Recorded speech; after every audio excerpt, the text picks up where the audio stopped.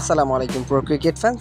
দর্শক, মুস্তাফিজুর রহমান এবারের আইপিএলে দারুণ পারফরমেন্স করছে, একেবারে চোখ ধাঁধানো পারফরমেন্স করছে বলতে পারেন।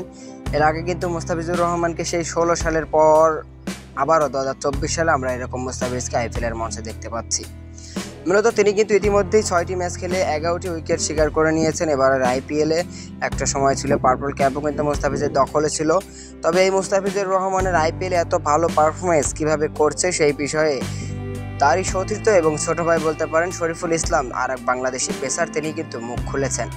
মূলত গণমাধ্যমে এরকম একটা প্রশ্নের সম্মুখীন হয়েছিলেন শরীফুল ইসলাম, এবং সেখানে শরীফুল ইসলাম বলেছেন বাংলাদেশের চেয়ে আইপিএলই মুস্তাফিজ ভাই বেশি উপভোগ করেন, ওখানে চাপ কম, দেশের হয়ে একটু খারাপ করলেই চাপ বেড়ে যায়, এজন্য আসলে তিনি ভালো পারফরমেন্স করেন।